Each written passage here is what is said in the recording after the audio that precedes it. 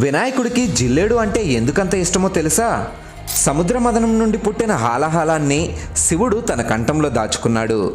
అలా శివుడు గరళాన్ని మింగుతున్నప్పుడు అందులో నుండి కొన్ని చుక్కలు క్షీరసాగరంలో పడ్డాయి.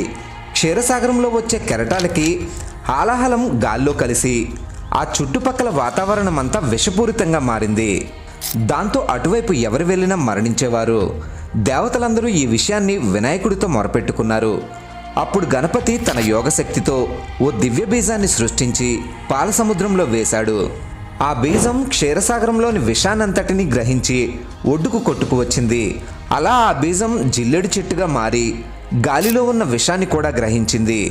అందుకే జిల్లేడు పాలు చాలా విషపూరితంగా ఉంటాయి. వినాయకుడు ఆది నుండి ప్రకృతి ప్రేమికుడు. అందుకే ప్రకృతికి ఎంతో మేలు చేసే జిల్లేడు అంటే వినాయకుడికి ఎంతో ఇష్టం. ఏదైనా జిల్లేడు చెట్టు 10 సంవత్సరాల కంటే ఎక్కువ జీవిస్తే